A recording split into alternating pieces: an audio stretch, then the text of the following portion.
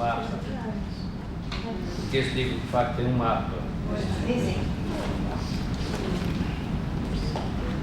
Ora bem, então acho que vamos começar.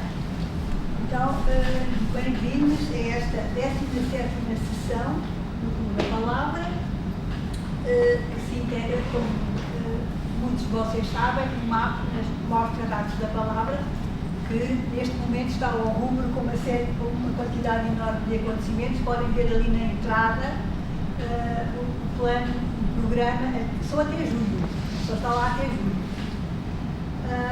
Mas veem que já é uma coisa considerável. Então, pronto, eu quero agradecer a vossa presença, quero agradecer muito especialmente ao Rui Cardoso Martins, que teve a amabilidade de estar aqui hoje, no meio de tantas atividades que tem, conseguiu gastar um pouco do seu tempo para estar aqui connosco a falar deste livro. Ganhar. Eu acho que é ganhar, para nós é ganhar. Espero que para muita visão. Pronto, agradeço também à Maria, que vai ler aqui alguns excertos do livro.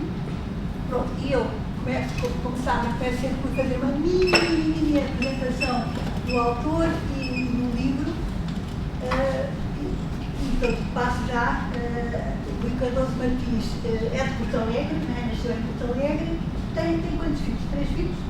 Tenho 4. 4 filhos. Com um enteado. 4 filhos. Pronto, é um conhecido escritor, jornalista e argumentista, e além de mais também professor. Enquanto jornalista e repórter, eu obviamente vou aqui só selecionar alguns aspectos. Portanto, esteve ligado ao Público e também ao Jornal de Notícias. É particularmente conhecido, eu darei aqui destaque principal àquelas crónicas passadas nos tribunais, que se chamavam Levante-se o Réu, no Público, e que agora no Público já não sei, mas passa na TSF, não é? No TSF e no Jornal de Notícias. No Jornal de Notícias continua. Sim. Enquanto argumentista, tenho trabalhado como argumentista e também com as produções fictícias, na área do humor, trabalhou em lendários programas de humor que os mais velhos devem se lembrar, como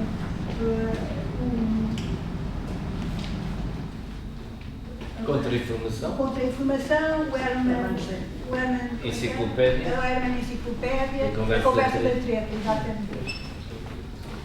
Além de mais, como argumentista, eu tenho trabalhado também na área do cinema, não é? Os últimos filmes em que trabalhou como argumentista foram A Herdade, de Tiago Guedes, que é de 2019, e Sombras Brancas, do Fernando Pedrell, de 2023, sobre o José Cardoso Pinto e aquele último romance dele, A Valsa Lenta, não é? Exato. Pronto, tem muitas outras colaborações como argumentista, mas pronto, eu vou passar à frente. Em termos de publicações de obras publicadas, pronto, no capítulo das crónicas, destaca aqui então o Levante-se o Réu e o Levante-se o Réu outra vez, publicados em 2015 e 2016, que fala dessas tais histórias passadas nas audiências do tribunal. Tem no capítulo do teatro, por exemplo, a peça Última Hora, publicada em 2020, e que também é uma espécie de uma comédia às redações dos jornais. É da tragédia do jornalismo, mas não só. Foi uma peça mesmo encenada no Teatro Nacional. Dona Maria. Sim, como protagonistas eram o Miguel Guilherme e a Maria Rueff. E outros. Pronto, depois no capítulo da ficção propriamente dita, os contos, na área dos contos, tem Passagem pelo Vazio e Outros Contos, de 2022, e no campo do romance, então, estreou-se em 2006 com o livro E Se Eu Gostasse Muito de Morrer. Eu li aí alguns que esta frase era uma frase do Dostoiévski, que é para eu confundir. É uma frase de uma personagem de Dostoiévski, a personagem principal de Crime e Castigo, que é um estudante que adere aos ideais nihilistas revolucionários e mete na cabeça que, só para dar um resumo para se perceber, mete na cabeça que pode fazer o que quiser, tem o direito até de matar uma velha senhora má que empresta dinheiro a crédito, isto como princípio filosófico, mas depois de fazer isto arrepende-se e depois é uma desgraça, é uma desgraça. E ele diz a certa altura, quando está doente, esta frase que depois se aplicou um bocadinho à ideia e à minha vida no Alentejo sobre outro mistério, que é o suicídio. Marcos, basicamente. Mas deixem-me desde já agradecer o vosso convite, a vossa presença, da palavra e a todos os seus, como é que se diz? Membros, participantes. Claro. Somos uma comunidade, já. Muito obrigado e do trabalho neste sítio tão bonito. Eu conheci só de uma parte. Como? Alunos. Mais jovens. Muito obrigado e espero que estejam completamente à vontade para fazer as perguntas que quiserem, sobre o que quiserem. Estou cá para isso. Obrigado. Pronto, e então, estreou-se então em 2006, depois, em 2009, deixa passar O Homem Invisível, que recebeu o grande prémio da Associação Portuguesa de Autores. De escritores. Sim. Depois, em 2012, então, Se Fosse Fácil Era para os Outros, porque esta é uma reedição de 2025. Sim. Em 2014, O Osso da Borboleta, e agora, mais recentemente, em 2024, As Melhoras da Morte, né? Que também vai voltar ao Alentejo. Né? É uma continuação do primeiro. Né? 20 anos depois. Pronto, e então, e Se Fosse Fácil para os Outros, agora esta reedição em 2025. Então, o que é que eu alinhei aqui, que ideias é que eu alinhei aqui sobre este romance? Pronto, não foi fácil.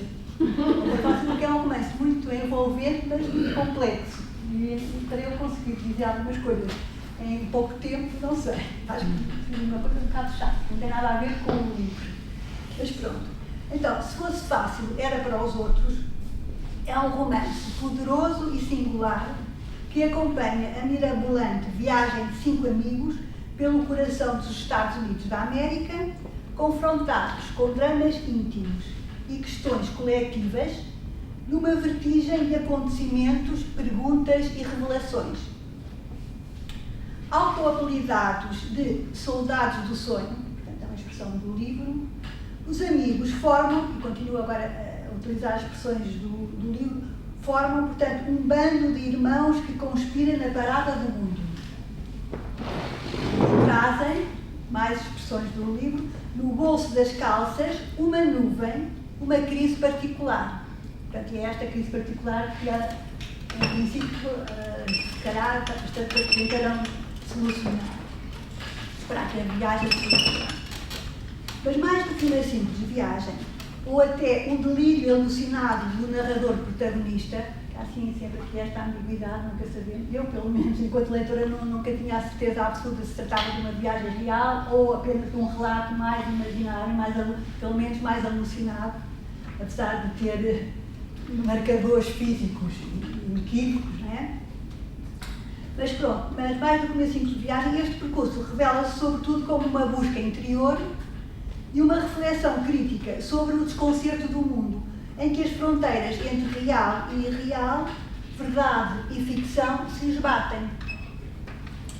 Como Alexandre, que é um dos personagens, diz ao personagem narrador, e citando, a história que escreveres sobre nós será uma mistura de factos incríveis e ficção romântica.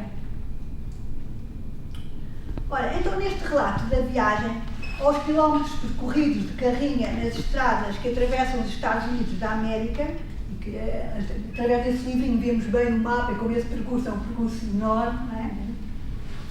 Um pouco ao estilo de Kerouac, somam-se descidas de rápidos, incursões pelo corpo da terra no Grand Canyon, que é a expressão corpo da terra também, é a citação, a vertigem da velocidade máxima no deserto de Salt Lake, deambulações errantes pelas cidades, entre muitas outras aventuras.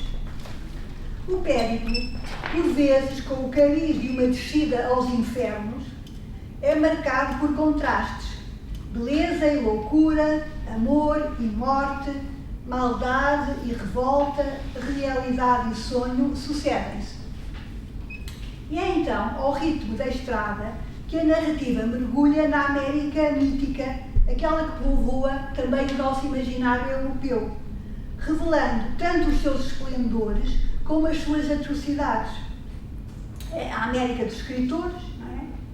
A América dos westerns, de John Ford, e dos gangsters como Al Capone, a América da natureza selvagem, de uma beleza asfixiante, e a dos banqueiros, e aqui cito de novo, banqueiros desses, escumalha podre de rica que tomou conta do mundo. É a América dos concursos dos imitadores de Hemingway, falávamos há pouco, e das vigílias em defesa da pena de morte. A dos desfiles das nações indígenas e dos duelos de cowboys em obscuros bares do Texas. A da beleza plastificada de Miami e dos campos de petróleo e da exploração nuclear e espacial. Num registro híbrido e deliberadamente ambíguo, que funde com naturalidade o cómico e o trágico, a obra cruza então o género narrativa de viagem com a demanda interior, o policial e ainda com o diálogo filosófico à maneira platónica. E é assim que nos cenários mais improváveis, por vezes entre os vapores etílicos, as personagens discutem a injustiça, o mal, o racismo, o capitalismo, o colonialismo, a escravatura, a lei do mais forte, a guerra, a crise financeiras e outras iniquidades do mundo de ontem e de hoje. Deste modo, a narrativa torna-se pretexto para uma inquirição mais profunda e para uma crítica e uma sátira a algumas das facetas da chamada civilização ocidental, percorrendo diferentes momentos da história da humanidade. Estamos assim perante um romance de fôlego épico atravessado por múltiplos planos e dimensões. Se por um lado capta com agudeza e exprime com sensibilidade os grandes dramas individuais da existência, a morte, a dor da perda e a celebração do amor, por outro, questiona alguns dos princípios da cultura ocidental, revelando tanto o que há nela de magnífico como de prepotente, desumano e violento. Por último, em relação à própria escrita em si, a vivacidade da escrita manifesta-se em recursos muito diversificados, como reviravoltas inesperadas, jogos de ilusão com o leitor, autoironia, um diálogo ágil, sentido poético e um humor subtil. E aqui, a respeito do humor, que de facto é um humor que contamina tudo e que extravasa, de facto, essa dimensão mais trágica do livro. Eu gostava aqui de referir as palavras do José Cardoso Pires a propósito desta qualidade do humor, que é uma qualidade, eu acho, difícil, né? Ele diz, a propósito do humor, da capacidade do humor do José Cardoso Martins, ele fala nesta naturalidade em que o humor circula na veia dos parágrafos. E é mesmo isso, é que o humor anda por ali, no meio das frases. Portanto, estes são todos elementos que acrescentam sedução a esta inspirada indagação sobre a condição humana.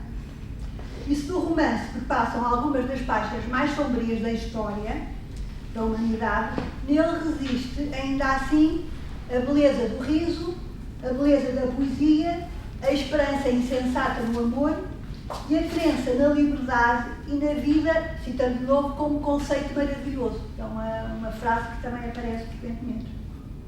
Numa época marcada pelo ódio, pela exploração desenfreada e por um desprezo sem limite pelos outros, só podemos saudar esta provocadora conspiração contra os males do mundo, levada a cabo por estes soldados do sonho, verdadeiro comando do impossível, como é outra expressão que aparece a qualificar estes protagonistas. E pronto, então agora passaria a conversar isto aqui, não sei se... Bom, antes de mais eu quero depois ter esse texto. Estou muito feliz com esse texto, porque acho que apanhou muito bem coisas que eu já me tinha esquecido até, mas quem leu, imagino que ele poderá dizer também alguma coisa, a dar-lhe os meus parabéns. Estas coisas não se fazem. Eu obrigado, também não se faz, mas está. Muito obrigado. Fico realmente feliz com esta forma de ter visto isto. Isto parece-me, às vezes, mais uma vez, é a minha falsa ligeireza. E acho que apanhou muito bem, não é isso? Não é? É mesmo falsa essa ligeireza. E fico muito obrigado. Agradeço muito e fico contente porque eu suei também. Porque realmente estava com medo. Acho que apanhou. Fico contente. A essência, agora podemos falar de coisas mais particulares. Pois, exatamente. Então, mas antes de mais, se me permite, desculpe lá, que eu não disse. Mas antes de começar a entrar então no romance, só queria fazer uma pergunta. Pronto, o Rui é um profissional da escrita, não é? Vive da escrita em todos os formatos e portanto domina completamente. Não faz tudo, pode dizer. Pois é, sim, não faz tudo. No bom sentido. No bom sentido, sim. E eu pergunto-lhe, o que é que o atrai especificamente neste género de romance? Diferentemente das outras, o que é o gosto de contar histórias? É o quê? Porque nas crónicas também conta histórias, por exemplo, mas no romance não sei. O que é que o atrai? Olha, basicamente há uma altura em que começo a levantar mais cedo, o que é que eu estou aqui a fazer?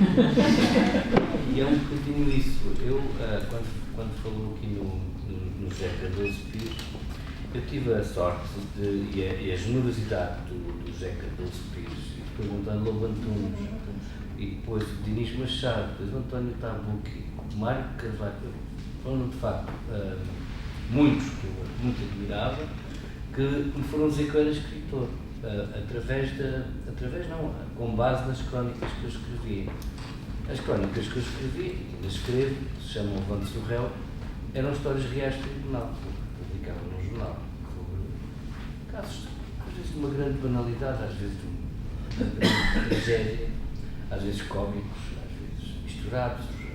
E eu contava essas histórias dos portugueses todas as semanas, ia para lá, era um grande esforço, era rapazíssimo, tinha 20 e poucos anos. E havia muitas pessoas que pensavam que eu inventava. E a maneira que até tive, eu às vezes conto isto, tive a certa altura do meu trabalho este acontecimento de, na mesma semana, aparecer uma pessoa que eu já não via há muitos anos e disse-me assim: as coisas que tu inventas. Na mesma semana que um procurador da República que lia as crónicas e que estava dentro das crónicas me disse, depois de uma sessão, fez-me assim: olha, deixa-me só dizer que as suas crónicas são muito rigorosas. E então eu fiquei nesta coisa, de facto, aquele lugar que dá passa à ficção. Eu estava ali no sítio, estava ali no laboratório de perceber o que é que se passa em Portugal, no mundo, sempre com esta sensação. Podia ser eu do outro lado, todos nós já fizemos as neiras, ou um amigo meu, ou alguém da família, e depois, bom, houve de facto esta, como já contei agora relativamente, o que aconteceu agora, na morte do António Lobo Antunes, quem fui amigo, que eu sou amigo, digamos assim. Ele, a primeira vez que nos encontramos, e foi num acontecimento público, disse: olá, escritor. E depois começaram a perguntar quando é que escreve um livro, quando é que não escreve um livro. Pronto, e eu, a certa altura, virei a análise destas crónicas, tinha andado pelo mundo em reportagem, por exemplo, lembro-se se calhar ainda do navio Lusitânia Expresso. Estive nesse navio, entramos em Dili, não entramos, entrei 20 anos depois. Estive no cerco de Sarajevo, que era uma coisa horrível. Bom, agora com a história da Ucrânia, mais horrível ficou tudo isto, e Gaza, não é? Portanto, mas estive ali tinha conhecido Sarajevo como miúdo no Interrail, de comboio, e 3 ou 4 anos depois estava num cerco em que estava a ser destruído. Tinha um cerco, fome, frio e tudo aquilo que as guerras trazem, que a Gaza era civil. Neste caso, a Rússia e a Ucrânia não é civil, mas tem traços de irmãos que se odeiam cada vez mais. Então eu estive na África do Sul, com Nelson Mandela, de eleições, enfim, só para dizer isto. E depois estes casos de tribunal.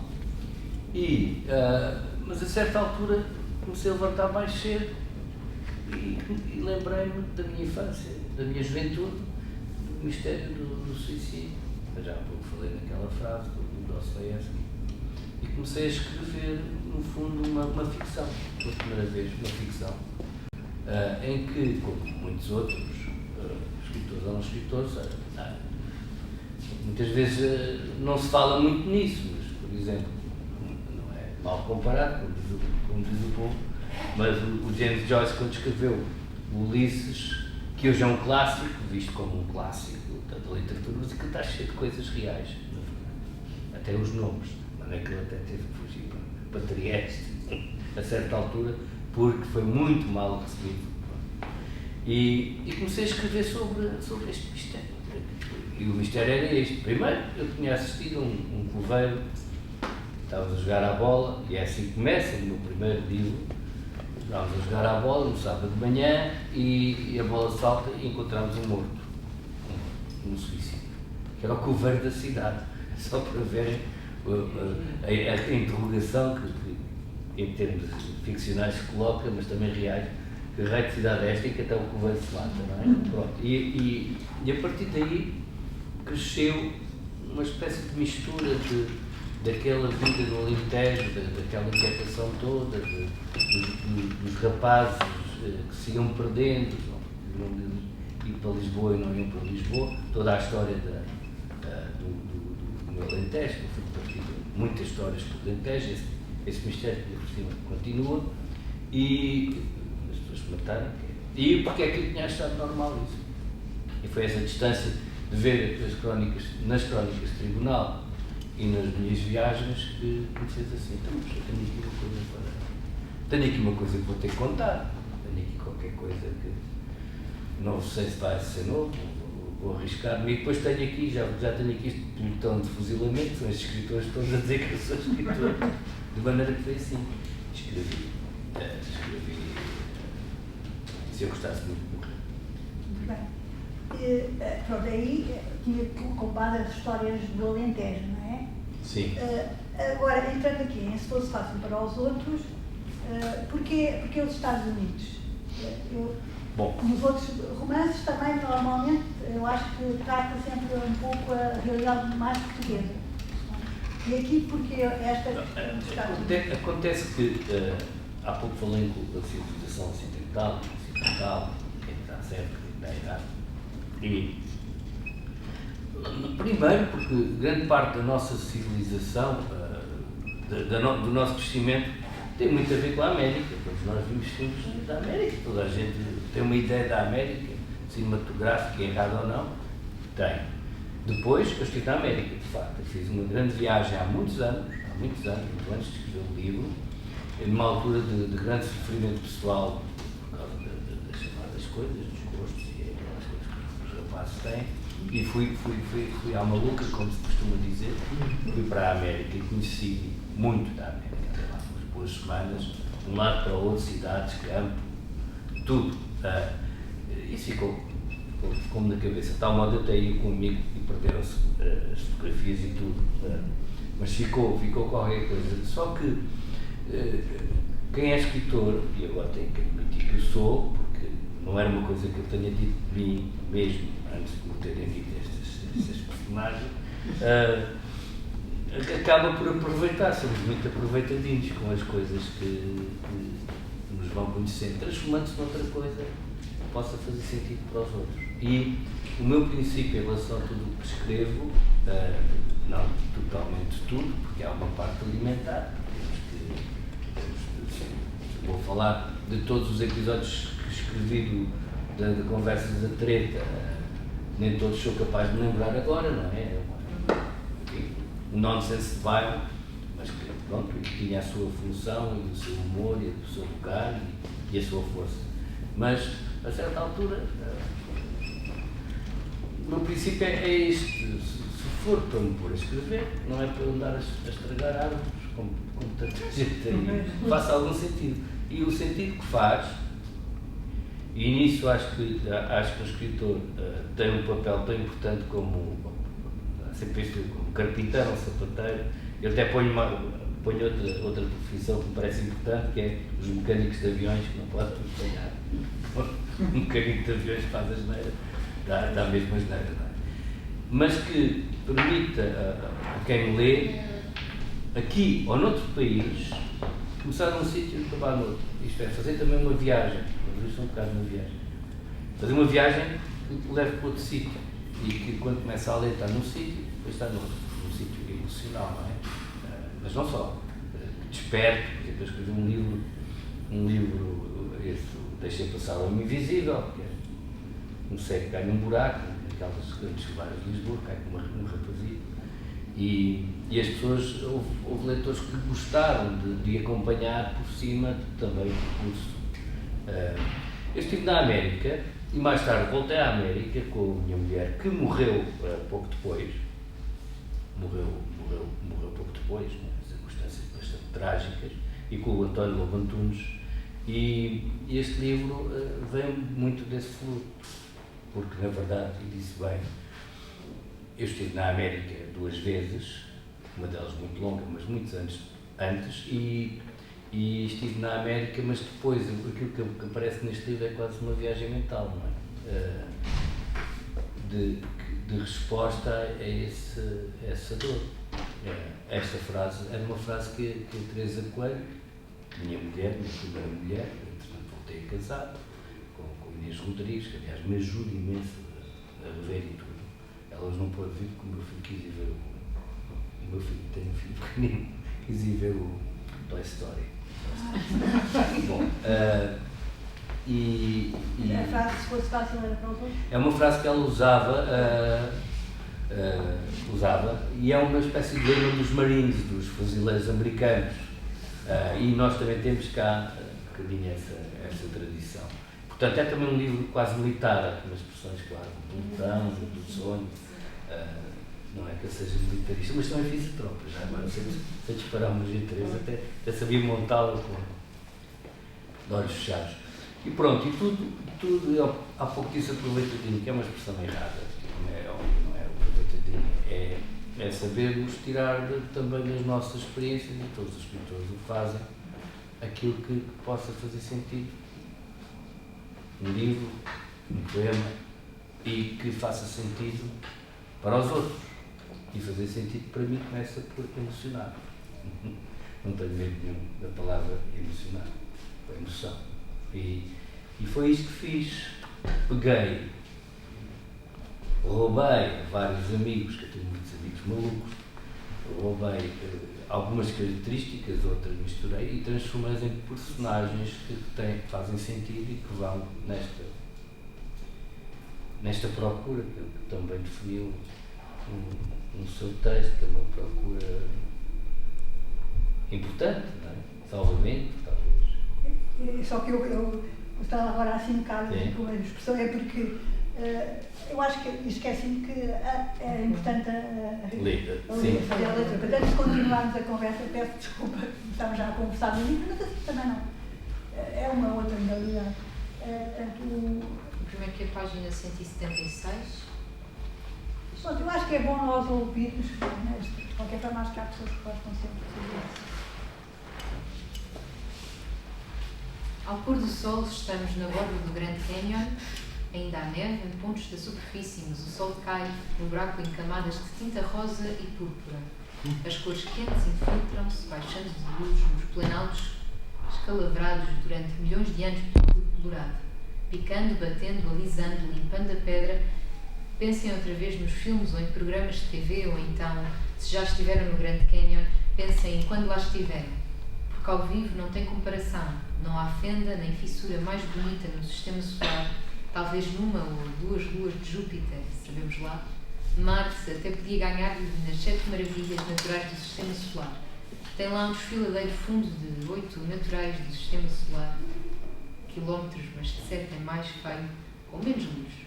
Estávamos nisto, incapazes de respirar sem levarmos a existência, pensando no primeiro europeu que viu este ouro ao crepúsculo, um tal capitão espanhol García López de Cárdenas. Procurava as 7 cidades ricas da lenda, talvez o Eldorado, quando a 10 metros de nós, junto do precipício, um grande homem de cabelo aos caracóis torceu o queixo e disse aos amigos: I've seen better. Criando escândalo no coração dos outros. Nos coçava o nariz porque já tinha visto melhor.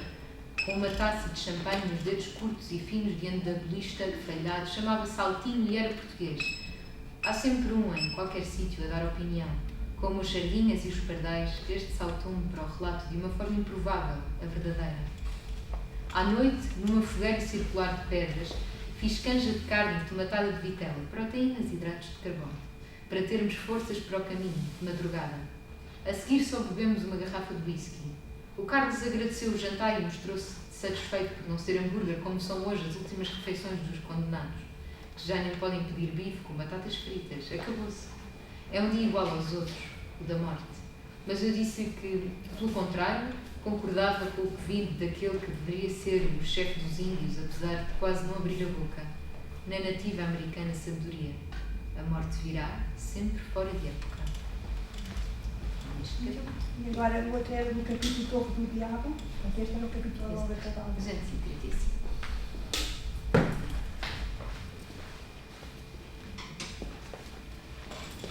Quem vem lá é a voz de um velho. Espera, é mais fino. Vimos em paz, senhor, precisamos de ajuda. Saímos de braços no ar e do alpendre, descendo as botas no chão vermelho, aproxima-se uma mulher de calças de gangas, chapéu na cabeça, onde haveria de ser. E caçadeira nos braços, havia de ser onde. Pisca os olhos, não vê para lá de primeiro agosto. Ladrões, bandidos, índios ou cowboys, fiquem sabendo que os despacho com a minha Mary. A Mary era a caçadeira. Minha senhora, viemos em paz. Aproximem-se, são dos bancos? Não, minha senhora, não somos dos bancos. Perdemos, somos europeus. Que raio de tribo é essa? Boa pergunta. Uma nação de tribos do leste que vivem para lá do grande lago oceano, em guerras entre si há milénios inconstantes mas repetitivas, cortadas por curtos períodos de paz e prosperidade, durante os quais invariavelmente a tribo encontra novas formas de declínio que só se resolvem com uma nova invasão das tribos vizinhas. Inventámos os relógios mecânicos para controlar o tempo e construímos barcos oceânicos para chegar a todo o mundo. Os tempos difíceis regressaram e, entre cachimbos da paz e traições inexplicáveis, estamos quase a cortar os calcos uns aos outros. É o que se pode dizer, tentando responder à sua pergunta, minha senhora. Há muito que não via criaturas com tão mau aspecto, nem os chacais que me rondam a janela. Sim. O meu tetravô perdeu os calcos no sítio onde tenho os pés, veio garimpar ouro nas colinas. Está enterrado nas traseiras. Derrotámos os índios na terra deles, é verdade. Mas os piores homens que já vi, os piores, as ratazanas dos homens, não usavam penas de pássaro na cabeça, nas roupas dos bancos? Não duvidamos, minha senhora. Aprenderam a estratégia com os índios. Às vezes simulam a retirada e atacam à traição com as flechas dos seus advogados. Querem o meu ouro, limpem os pés antes de entrar. Muito obrigado. Há uma coisa interessante nesta reedição, porque tudo acelerou, isto é, as coisas foram escritas antes de Trump, para simplificar, já tinham, o que eu achei interessante, e a minha editora também achou, é que o livro já tinha lá a semente daquilo que a América se ia transformar, bastou acelerar e piorar a violência. Por exemplo, há uma cena atrás que é cómica, mas bastante horrível, que é os 5 amigos acabam por ir assistir àquilo que será uma execução, a pena de morte, não é? E enganam-se no sítio e vão para o grupo que está a favor da pena de morte. Isto parece assim meio caricato, mas é facílimo de acontecer nos Estados Unidos, como nós vimos num grau que não estávamos à espera antes do Trump, não é? E é isso, todo aquele potencial de genocídio, de destruição dos nativos, toda aquela maneira de que se resolve tudo à bomba, que é mesmo a bomba atómica. E eu que sou um defensor da democracia, Só, por exemplo, só para vos dar um exemplo, uma pessoa que eu odeio é o Vladimir Putin, porque eu estava aliás em Moscou um mês antes de ele invadir a Ucrânia, porque o meu primeiro livro foi lá lançado. Aí estive em sítios lindos, mas sobre este livro há uma série de coisas que aceleraram também na linguagem, na utilização da linguagem, na maneira simplificada, como se fala agora. Ainda hoje já sabem, já fechou o Estreito de Hormuz outra vez, porque tinham assinado um acordo lindo, com pessoas muito racionais, very nice people, isto é, já tinham sido derrotados e aniquilados e os piores. E a América tinha já isto, e este livro, escrito antes de se pensar que se podia mostrar assim, este livro já tem essa coisa. A beleza da natureza, por alguma razão, a América tem parques naturais estrondosamente belos. Porquê? Porque foi retirar os recursos a outros sítios, na verdade é verdade. E este senhor agora está já a dar cabo do Polo Norte, como é que se chama aquele sítio que eles têm lá, muito gelado.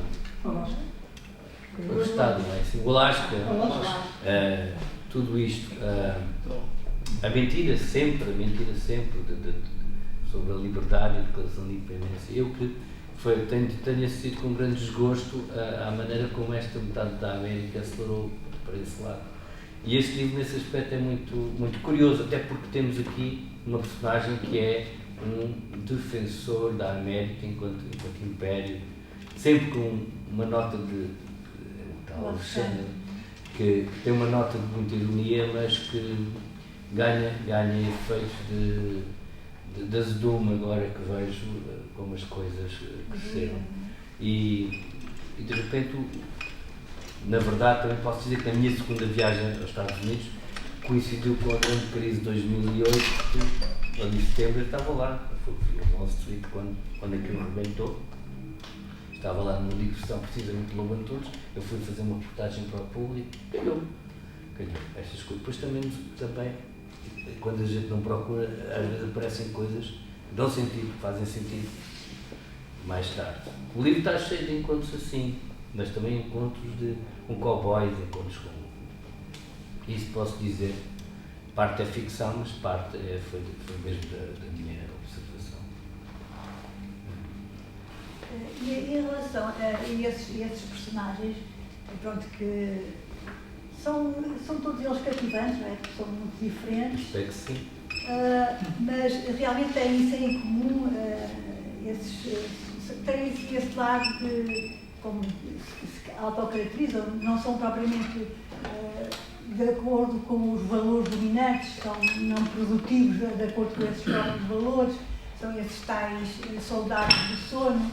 Tem assim ali um lado de anti-herói, né? Tem um certo fascínio por esse tipo de personagens? Tenho. Eu acho que as pessoas normalmente têm vidas muito aborrecidas, não é? Muito presas a coisas, presas ao seu emprego, presas àquilo que têm que fazer. Acho que aquilo que aconteceu ontem foi realmente inimaginável, que é pôr o partido de extrema-direita a fazer chorar de felicidade intersindical. Como é que isto acontece? Porque as pessoas, é verdade, quem é que estava à espera desta? Portanto, como dizia Aristóteles, é provável que coisas improváveis aconteçam, que é também o princípio da ficção, não é? E o que é que se passa? É óbvio que as pessoas ficarem presas a um código laboral que as obriga a não dispor sequer do seu tempo familiar, porque de repente alguém que toma conta do seu tempo e da sua liberdade. E estas personagens que eu levei para os Estados Unidos iam todas meio perdidas, todas dentro de um sonho, mas presos pelo espírito homens de aço, uma muralha de granito, que é uma expressão também militar. Só que aquilo vai ter muitas fissuras, todos eles levam um abismo. Eu acredito muito nesta questão do abismo. O Júlio Verne tem um livro, Viagem ao Centro da Terra. Antes de irem, há um professor que pega lá no jovem herói e leva-o para o cimo de uma das montanhas mais altas, creio que da Islândia, e para olhar cá para baixo, que antes de ir ao centro da Terra, eu acredito que o centro da Terra é outro, vamos ter lições de abismo. E quando escrevo penso muito nisso, no abismo. Não é uma coisa, espero eu, forçada. Mas todos estes rapazes, homens, estão mal resolvidos por uma série de coisas. Principalmente o narrador, que não tem nome, tem qualquer coisa enfim, tem qualquer coisa de meu e de outros. Como é que isto acontece? Todas as coisas têm um princípio, e a ideia deste romance, na verdade, que foi começado depois da morte da minha mulher, mãe de 2 filhos, e de todo o sofrimento e injustiça que tudo isso foi, parte de uma coisa que acontece a qualquer pessoa.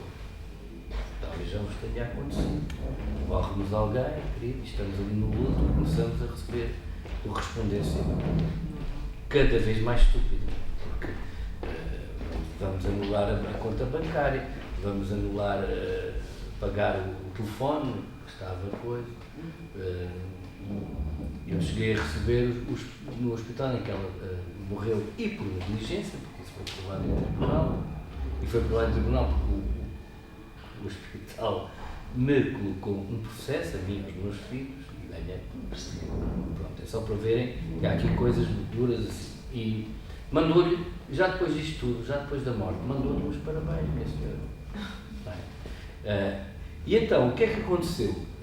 Eu gosto de contar isto, porque se calhar agora já não acontece, porque o sistema bancário mudou um bocadinho. Mas recebi em casa, já depois de ter anulado tudo, um cartão de crédito em nome da minha defunta mulher. Um código de dizer crédito ilimitado.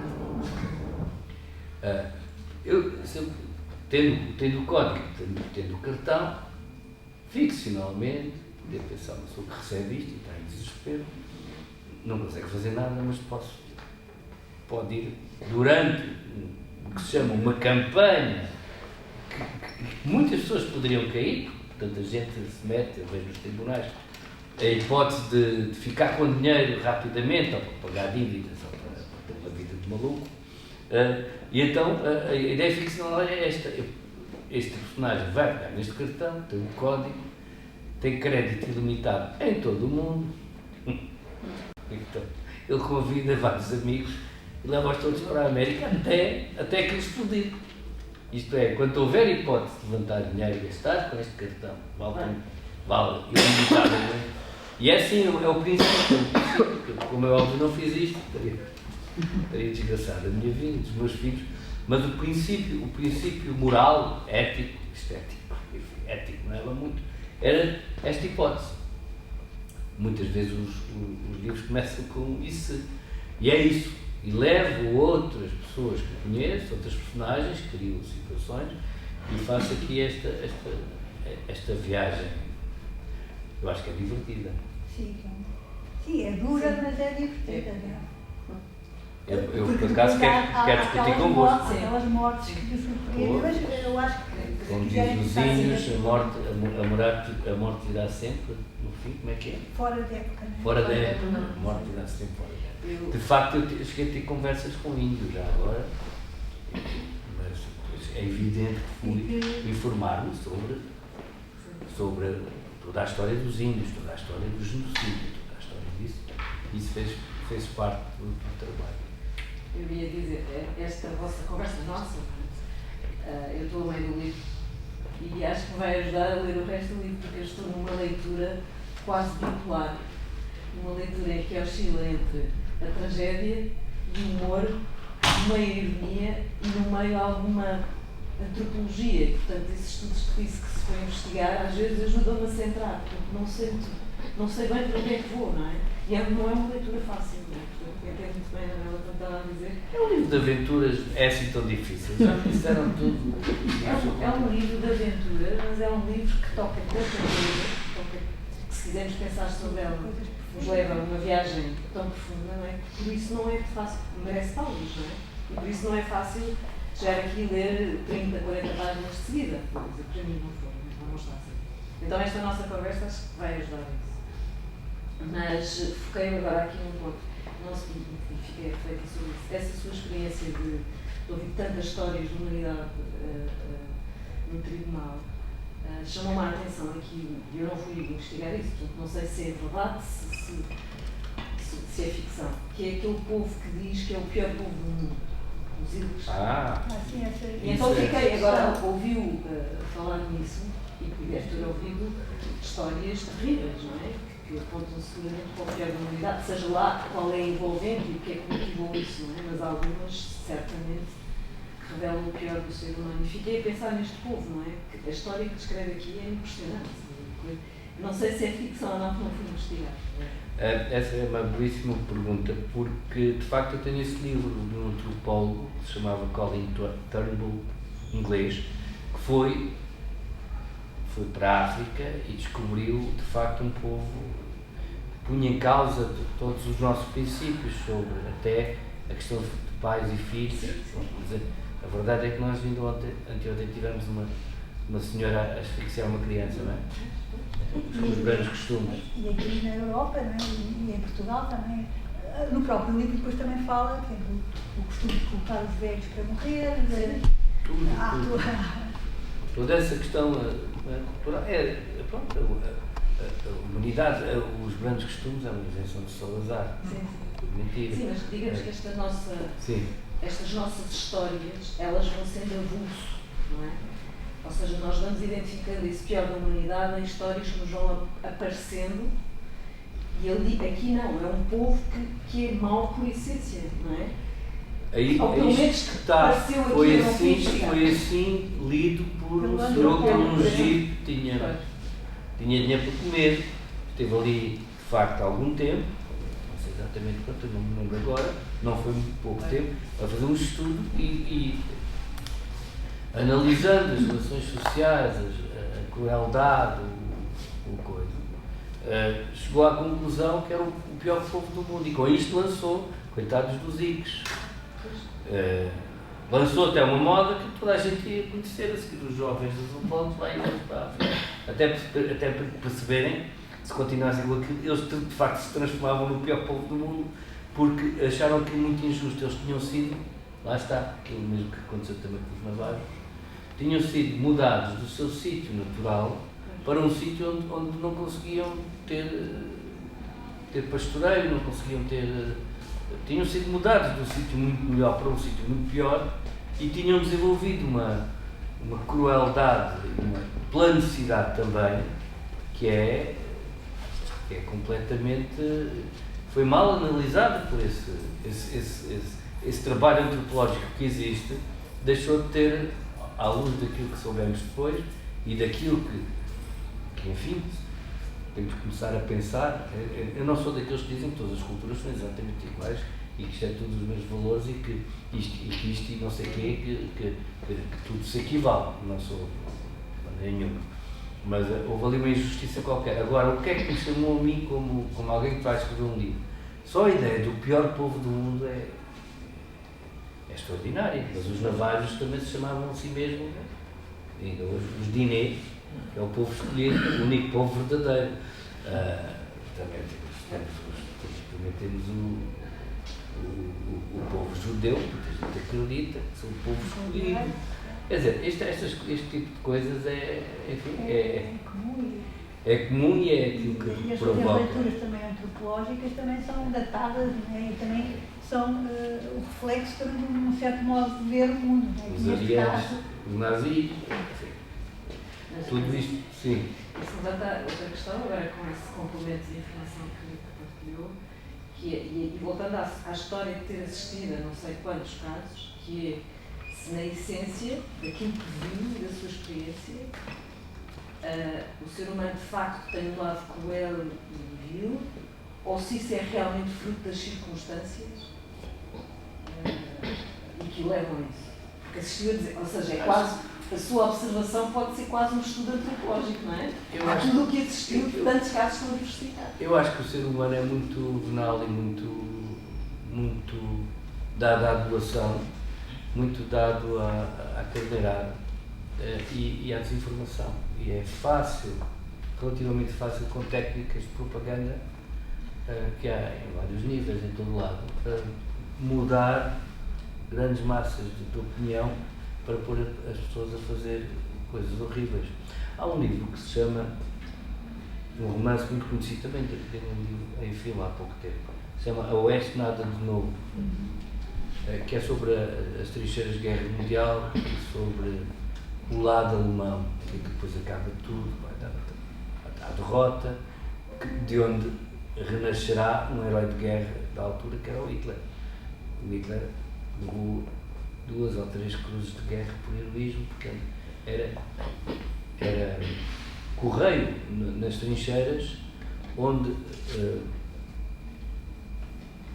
o grau de sobrevivência, ou os dias de sobrevivência, eram mais ou menos, no máximo uma semana, porque andavam naqueles sítios todos a distribuir correio. E ele sobreviveu a várias coisas, e essa é uma das coisas que cria o mito, não é? Agora pergunta. Sobre a pergunta. Sobre, no fundo, sobre qual é a sua mãe. Sim. Eu acredito na bondade, acredito na democracia, mas infelizmente eu acho que isso pode dar uma grande volta em pouco tempo. E a civilização pode ruir em pouco tempo. O grande exemplo que eu tenho disso foi essa minha viagem a Sarajevo e à Bósnia, em paz, em que andei de comboio, vi aquele mundo ainda meio de leste, não é? Que não era bem soviético, porque o título da Jugoslávia era um bocadinho diferente, mas não deixava de ser uma sociedade coletivista, socialista e tal. Quando aquilo ruiu, depois vieram para Portugal. A verdade é que os miúdos sabiam muito mais de matemática e aprendiam mais português do que os nossos. E música e todas as ciências era uma coisa impressionante. Que depois conhecia alguns bósnios e croatas que vieram para Portugal e, de facto, em pouco tempo se destacavam. Mas eu estive em Sarajevo, em paz, e 4, 5 anos depois, como repórter do Público, estive no mesmo sítio onde já não havia gatos nem cães, já perceberam porquê, não havia jardins, os campos de futebol estavam transformados em cemitérios e todos os dias morriam 14, 15 pessoas com bombas e com snipers. E vieram mostrar-me um prédio em que tinha vivido um famoso atirador sérvio, que era campeão olímpico e que matou, das montanhas, matou a filha do vizinho com quem normalmente se dava. E este tipo de coisas, esta sensação de que de repente a civilização pode ruir, nunca me abandonou e acho que se aplica a qualquer lado, até a nós. Pronto, esta hipótese do abismo rápido, basta haver qualquer coisa. Eu, por exemplo, sou catastrofista. Quando foi aquela história do apagão, eu tentei acalmar-me e acalmar os miúdos que não estavam a perceber nada. Por exemplo, eu dou-vos um exemplo, alguns estavam, o meu enteado, o meu filho, o Lourenço, estava na escola António Arroio, escola de Artigas, e muitos dos seus colegas e das suas colegas tinham ou vivem, por exemplo, aqui, ou vivem para os lados da Amadora e tal. E de repente não havia transportes, não estavam a conseguir contactar os pais e tinham ficado sem frigoríficos, lembram-se, não é? As pessoas nem conseguiram, as pessoas não têm gás, já agora aconselho a ter gás e elétrico, não tinham gás, não puderam sequer.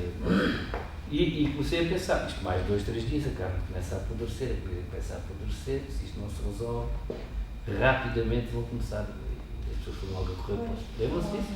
Não conseguem pagar, as pessoas já não têm dinheiro, eu ando sempre pelo menos com 40, 50 euros para emergências, e o que me trouxe esse sentimento de urgência de ter visto uma guerra, poucos dias, mas vi. E os miúdos estavam todos a lançar mensagens, a tentar contactar e a ver as coisas, em grupos em que estavam todos ao mesmo tempo a gastar a bateria. E eu disse assim, vocês vão ficar sem bateria. Vocês agora desligam os telemóveis, fica só um. Não sabiam. Porque se isto durar mais 2 dias, isto vai ser o caos absoluto. E é isso que a guerra faz, com mais violência. Não é? Quando cai uma bomba, nós sabemos, não é? Quanto tempo demora a fazer uma casa? Já alguém aqui fez uma casa. Estamos ali, às vezes anos, então em Portugal, aquilo que é para acabar em setembro acaba 3 anos depois, não é? E depois, mas com uma bomba, que é a coisa mais natural que estamos a ver, já se normalizou, mais não sei quantos mortos, mais não sei quantas crianças. E reconstruir aquilo são anos e anos e anos e anos e anos. E muda tudo, e pelo meio disto tudo cria-se uma cultura de ódio uns contra os outros. E de facto o mundo está muito complicado e entrega pessoas muito más. Talvez. Apesar de tudo, mantenho ali uma certa crença, ou uma certa esperança na vida. Sim. Eu sou otimista, mas não percebo porquê, mas sou. Sim, se faz favor. Quando eu falo é uma desgraça. Portanto, disse, o ser humano é venal da árdua doação e funciona encarneirada. Belissimamente definido de acordo com o que eu observo. A grande preocupação de alguém que vive a querer chegar ao fim da vida com uma perspectiva de ter aprendido alguma coisa, de ter ajudado ao mundo a ser melhor, foquemos nisto. Porque há um nível de distração de todos os lados, não é? Portanto, a televisão é para nos divertir com não sei o quê, quer dizer, é um nível de distração que não vale a pena especificar, não é?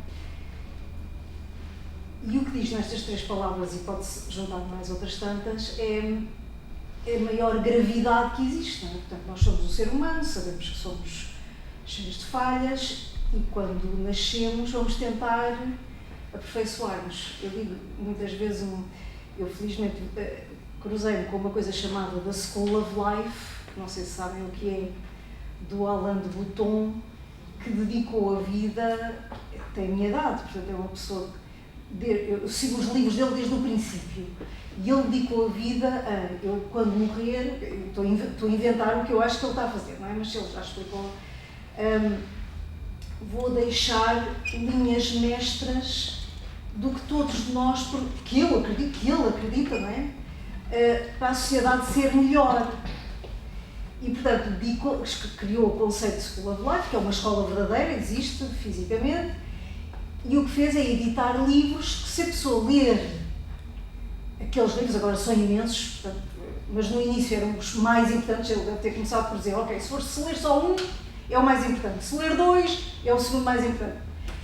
E assim, se forem à FNAC, a FNAC de antes tinha os livros do School of Life, depois nunca mais encontrei, mas eu diria, passo número 1, todas as livrarias e todos nós em casa devíamos ter o livro do número 1 ou 2 ou 3 do School of Life, porque o que ele no fundo tenta é, dado que somos estes seres, não é? Com estes problemas simplesmente intrínsecos, vamos aprender a lidar com isso para que, quando chega à altura da catástrofe, termos lá um mínimo de educação. Estou a olhar para um livro interessante, um saco interessantíssimo à minha frente, que nunca tinha visto. Esta senhora diz: ler prejudica gravemente a ignorância, da Bertrand. Portanto, nós somos uns seres de uma profunda ignorância e, portanto, a coisa mais importante é chegarmos a cada ano que passa com um bocadinho menos de ignorância. Mas, aparentemente, há muito pouca gente que acredita nisto, porque o que gostam é estar distraídos, a não querer olhar para as verdades de frente, preferem mentiras. Pronto. É mais fácil a mentira, eu vejo que, genericamente, as pessoas preferem as mentiras. É mais fácil. Isso acelerou um bocado, não é? Mas já existe. Existe desde sempre, não é? As pessoas preferem, ou foram educadas, ou já têm a tendência que eu prefiro a verdade, embora seja mais difícil, não é? Aquela coisa de eu estou muito doente, prefiro que o doutor me diga que eu vou morrer, ou prefiro que me ande ali a dizer qualquer coisinha porque talvez eu, não sabendo que vou morrer, até arranje força e até não morra, não é? Há sempre esta perspectiva. Mas há de haver posições de equilíbrio que cada um de nós escolhe e que são ensináveis. Portanto, o que eu queria dizer é, no meio de toda esta distração, nós no dia-a-dia, outro exemplo que eu uso sempre é reuniões de condomínio. É um sítio onde se vê como má a sociedade pode ser, não é? como mal funciona um grupo de 10 pessoas. É impressionante.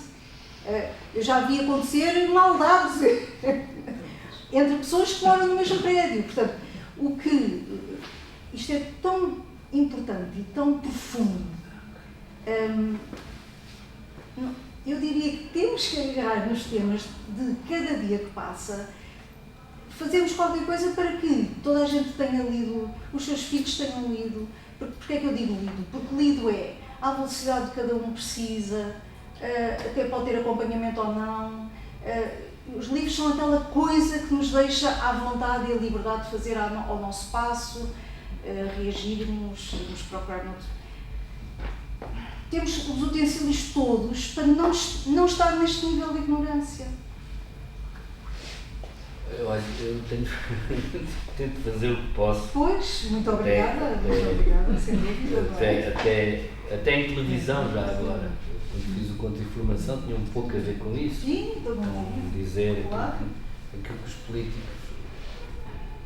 lembraram que tinham dito, imaginar o que é que eles estariam a dizer nos bastidores, fazer esse tipo de coisa, tentando, com humor, não é?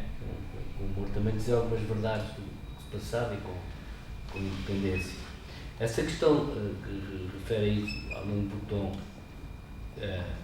muito bem, mas entretanto também a literatura, que é aquilo que nos faz, na minha opinião, literatura e bom cinema, é boa televisão já agora, perceber melhor todas estas contradições. O mercado ficou inundado de livros de autoajuda que na verdade são fraudes, muitas fraudes. Uma delas, acabou-te a dizer, se colocares um papel no teto e dizer vou curar o meu câncer, ele cura-se. Há pessoas que escrevem e pessoas depois consomem este tipo de disparate, não é? Anti-ciência, achar que isto é tudo uma questão de força de vontade. Claro que é força de vontade, mas a força de vontade é enfrentarmos, como estes desgraçados, mal ou bem, enfrentarmos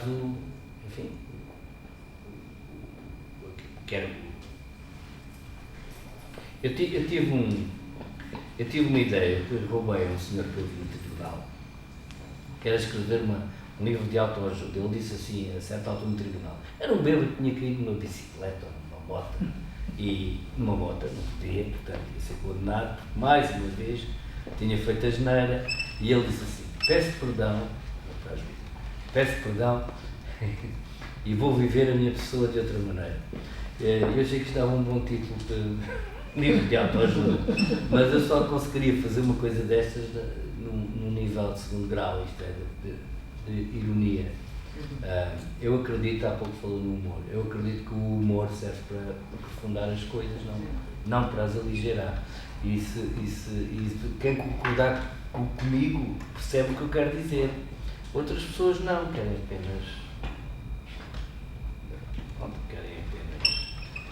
apenas divertir-se, passar as coisas de outra maneira, ou acreditar na mentira.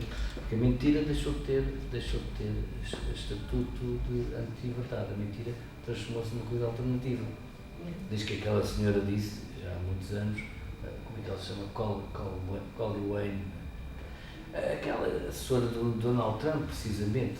Tudo começou na inauguração, em que havia muito menos pessoas do que eles queriam, e ela começou a dizer que havia muitos mais, porque era 1 milhão e tal.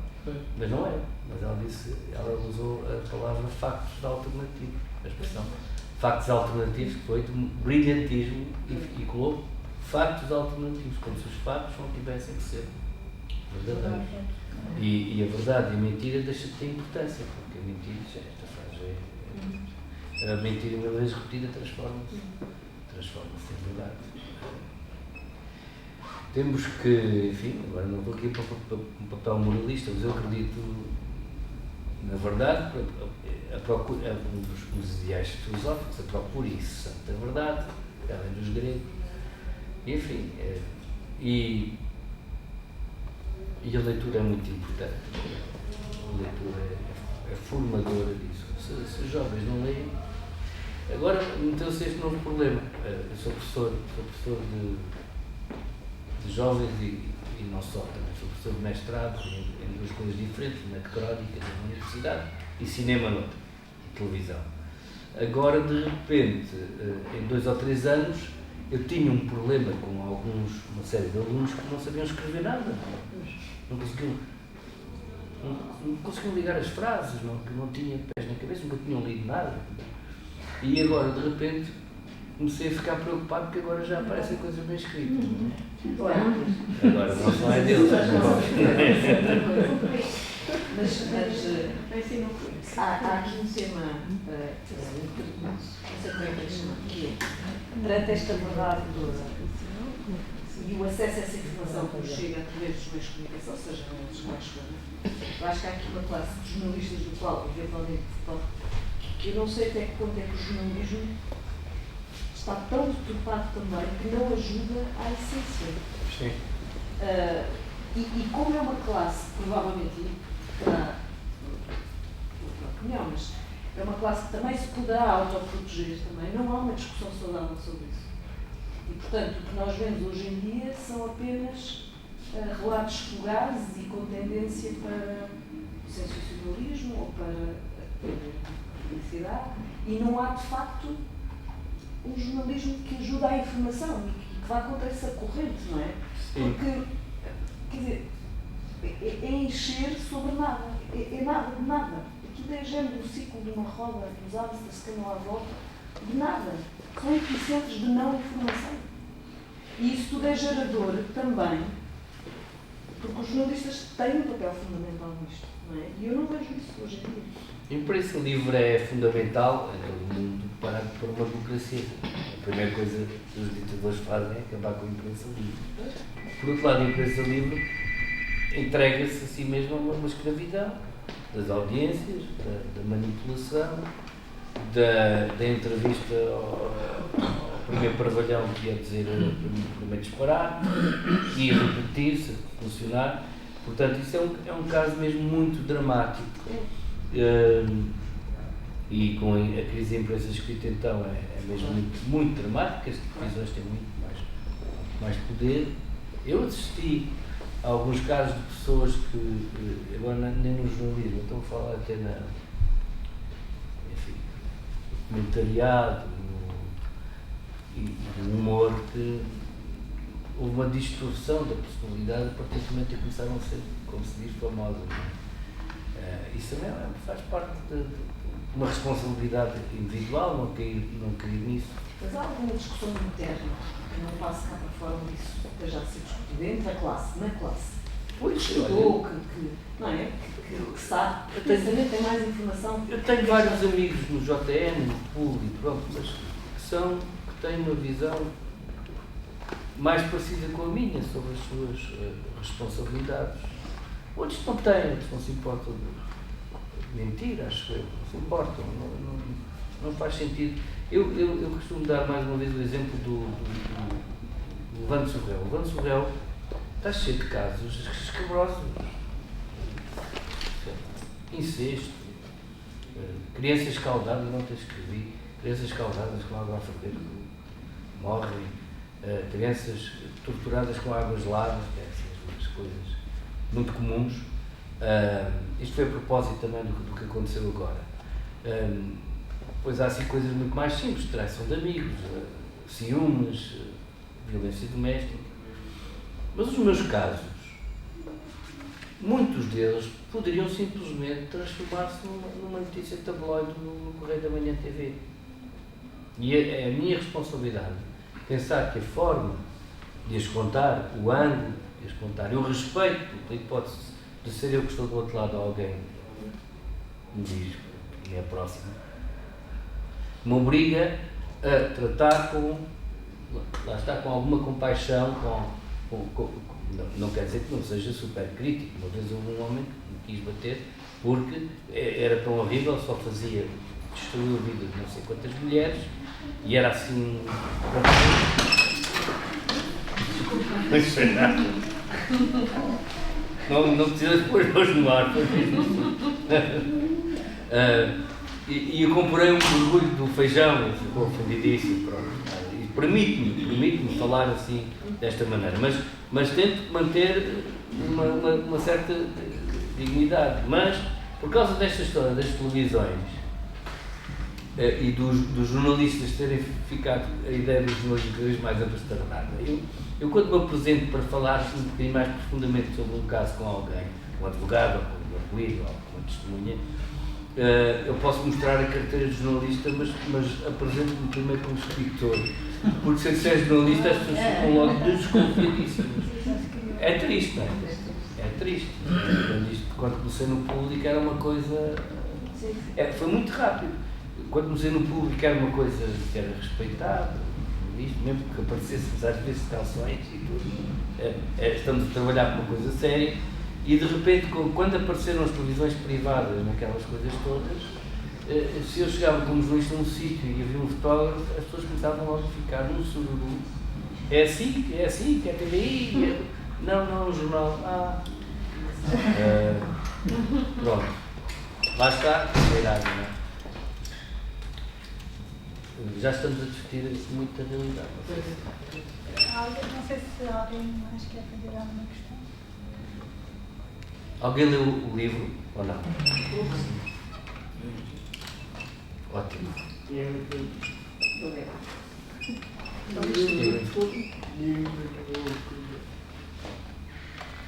Francisco, quer fazer uma pergunta? Não. O livro lança logo aqui esta questão inicial do João Magajo, que eu queria perguntar se ele efetivamente fez a tal revisão científica, que lança logo esta pequena nota que é para nós nos ambientarmos. Como é que é a nota, exatamente? Este livro foi revisto cientificamente pelo astrofísico João Magajo, que levantou sérias dúvidas em relação ao... Imperial College, que levantou sérias dúvidas. É verdade, Era o que ele fala em João, também é um bocadinho ele. Eu na altura, eu conheci muito bem o João, porque ele estava em Londres como professor e ofereceu-se para ser o tradutor e traduziu, e se eu gostasse muito de morrer, inesperadamente, mas é o João Magajo, sou. E estive com ele editou, o livro está editado em inglês, e foi ele que fez a tradução. Eu também acompanhei. E depois acabou por entrar neste livro e leu o livro e diz que é tudo marado, que isto não tem pés na cabeça. Mas eu, quer dizer, o narrador pega em algumas das teorias dele, científicas, a hipótese de ter havido um instante, o início do universo, micro, segundo inicial do Big Bang, em que a luz foi muito mais rápida, e isso explicaria a sua expansão. Basicamente é isto. Ele estava metido também numa experiência em que iria tentar encontrar, através de uma bola de titânio lançada no espaço, muito física teórica, mas para isso depois é que existem os grandes físicos práticos, não é?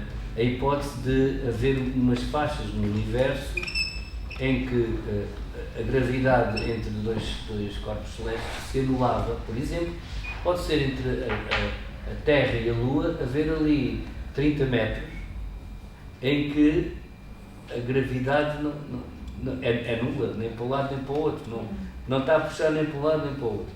E abrir a hipótese nesse sítio, a luz pode ser mais rápida, porque não está sujeita.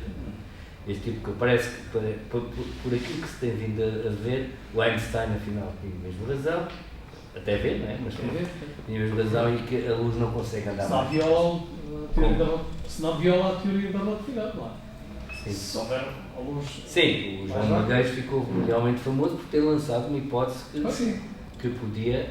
Mas lançar uma hipótese é uma coisa ótima. Ele nunca disse, mas não existe, tem razão, para lançar uma hipótese científica deve ser pensada, porque há uma série de coisas que a física não, tradicional, a quântica, ainda não consegue explicar. E eu estou simplesmente a lançar uma hipótese, deixou furiosas não sei quantas pessoas, e depois ele é uma personagem um bocado maluco, que lá está, capaz de fazer os seus disparates, e serviu um bocadinho para o modelo deste João Capistrano.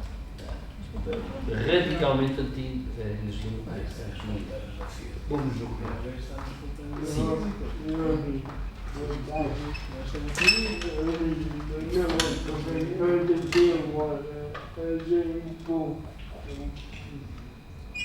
Achaste um pouco confuso? Até agora, achaste um pouco confuso, é isso? É verdade, porque o narrador está muito confuso, está muito triste, está muito baralhado. Ele está muito baralhado com alguém que perdeu e com esta coisa de estar a receber cartas em nome de alguém que morreu.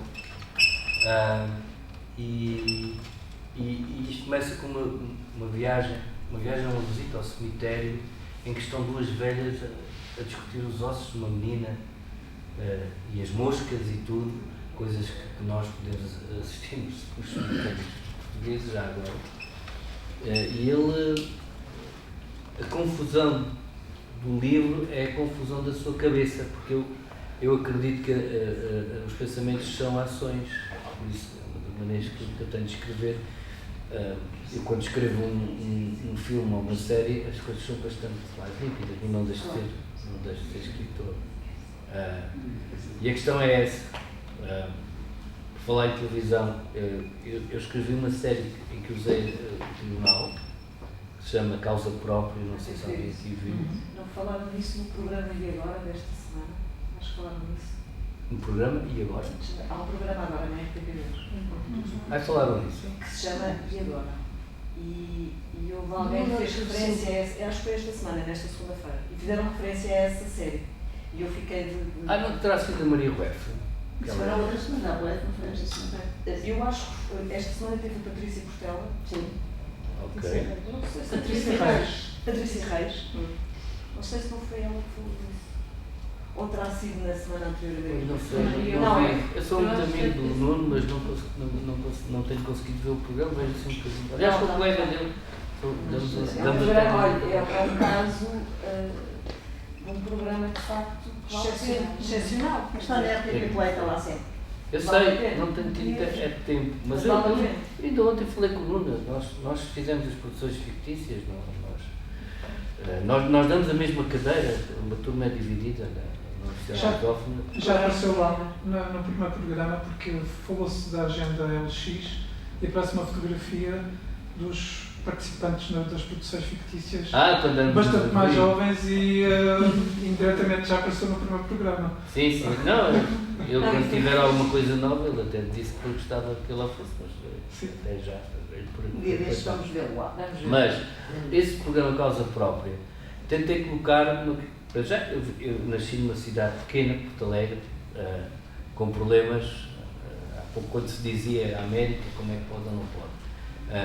Houve um assassinato de uma professora e as pessoas andavam na rua a dizer isto é Twin Peaks, alguém se lembra dessa série do David Lynch, e isso, portanto, estamos globalizados, isso é tudo o que diz respeito à América vê-se, não é?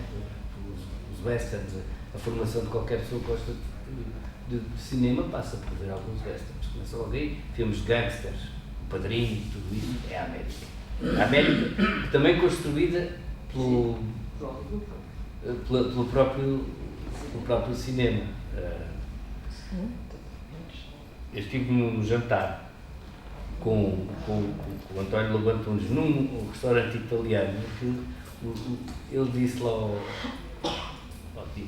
editor dele que engraçado, os americanos aqui vestem-se mesmo como nos filmes gangsters italianos, porque em Itália são muito diferentes. São diferentes. Mas para dizer o quê?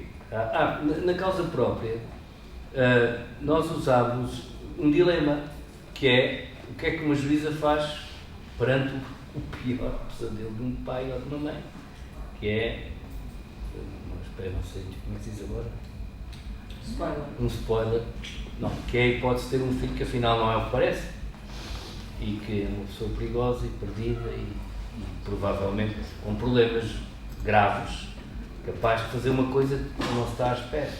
Mas ela fica no meio deste furacão porque ela é juíza, não é? E então o que é que aconteceu? Não sei se para quem aqui viu se passou por isso. Tive vários. Na altura falava-se mais, porque a série de facto foi vista por mais jovens e menos jovens, porque criou este dilema. O que é que ela vai fazer? O que é que ela vai fazer? Então, não contes já. não vou contar, mas vou contar que houve vários casais que me disseram que nós lá em casa fizemos uma aposta. O meu marido achava que ela ia fazer uma coisa e eu achava que ela ia fazer outra. E portanto, isto é, também usar a ficção que tem a ver com Portugal, mas também tem a ver com estas coisas humanas que dizem respeito a todos. E nota que há melhorias? Nota que há melhorias? Não, a questão é que um bocado de dinheiro para essas coisas, estou um bocado cansado de televisão por causa disso. Depois as pessoas pensam que não há dinheiro, quem anda a escrever ou fazer que está a ganhar muito dinheiro, não é verdade, mas depois também não podemos, como é que é dizer, explicar isto bem, mas é tudo feito quase por cabelice. A não ser que nos transformemos em influencers, andemos a vender sutiãs e rooftops, em coquetéis. Isso não está no meu feitio. Pronto, eu acho que já estamos em cima da hora. Mas se calhar, se alguém tiver mais alguma pergunta. Uma pergunta rápida. Eu digo só, peço desculpa, eu digo sempre uma coisa, quando eu ouço aqui os autores a falar sobre os livros, eu tenho que ler o livro, eu acho que acontece a todos. Não. Depois de ouvir os autores. Dei-lhe algumas pistas boas. Às vezes também se estraga o mistério, digamos, sabemos fazer a explicação, mas sim, mas eu procuro nestas coisas, porque até porque há sempre pessoas que gostavam de saber se há algum segredo aqui e ali que possa ser útil. E eu tenho muito respeito por quem lê os meus livros ou por quem gosta de literatura e não me importo nada de contar coisas que são inerentes a esta atividade.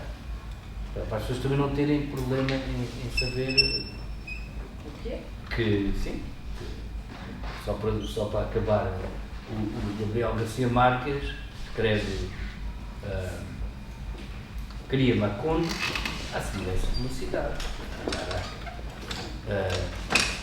E cria um mundo em que faz apenas, digamos, em certas partes, um aumento, um exagero das coisas. Por exemplo, alguém que morre e o sangue começa a subir umas escadas em vez de descer. Mas grande parte daquilo que ele escreveu da sua obra é baseada em coisas que viu, coisas que viveu.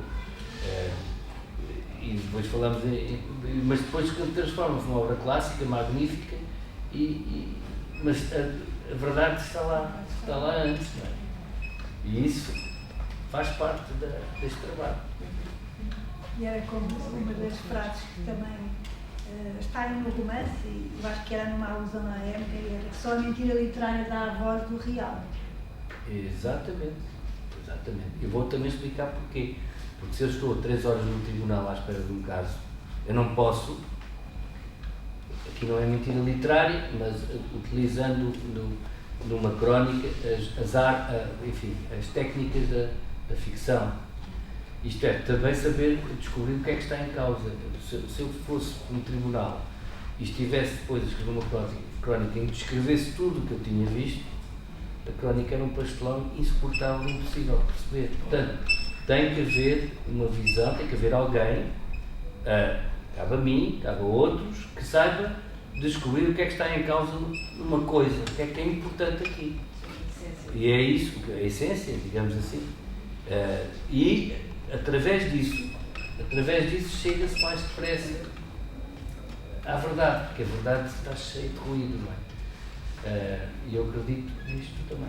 E esse é o grande papel da literatura e dos escritores e tão importante. Isso e descobrir e adivinhar, digamos, o que é que aí vem, Exato, acertando ou não. E este, de facto, este romance antecipa e impressiona, de facto, quando nós lemos esta viagem alucinada pela América, esta América alucinada, de facto, nós ficamos muito perturbados com ao perceber que isto foi escrito antes de 2010, não é? Sim, sim, sim. Há aqui uma situação de antevisão dos acontecimentos atuais. Sim. Sim, isso é muito curioso para mim também. O Rui Chaves, o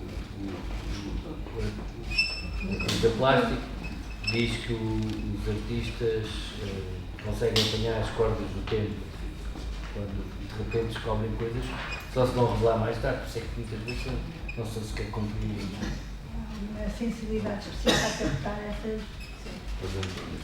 entranhas.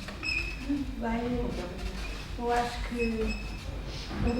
resta-me agradecer, acho que foi uma belíssima sessão e agradeço-vos a todos as vossas perguntas, as vossas observações e a vossa presença.